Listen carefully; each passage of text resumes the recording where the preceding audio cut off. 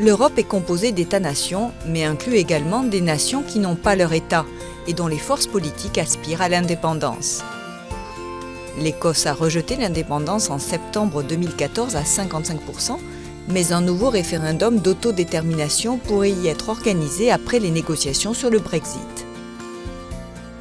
En octobre 2017, l'Espagne est plongée dans une crise politique majeure. La Catalogne, région la plus riche du pays, a proclamé son indépendance, puis l'a suspendue immédiatement en vue de négociations avec Madrid, qui a jugé illégal le référendum d'autodétermination organisé par Barcelone.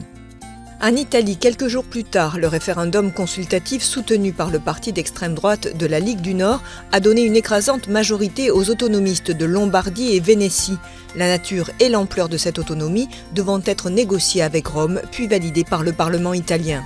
La Corse est la seule collectivité en France à disposer d'un statut particulier. Malgré cette autonomie, des partis nationalistes arrivés en tête des élections régionales, en décembre 2015, aspirent à l'indépendance totale. Dans le Pacifique Sud, l'archipel français de la Nouvelle-Calédonie doit organiser au plus tard en novembre 2018 un référendum d'autodétermination. En Belgique, les indépendantistes flamands estiment que leur région riche, la Flandre, subventionne la Wallonie francophone. Ils demandent le remplacement de l'État fédéral belge par une confédération, un premier pas vers une indépendance. La découverte de gisements de pétrole et de gaz a renforcé les aspirations indépendantistes des îles Féroé. Ce territoire de 18 îles bénéficie d'un statut d'autonomie interne par rapport au Danemark. L'archipel doit organiser un référendum sur une nouvelle constitution en avril 2018.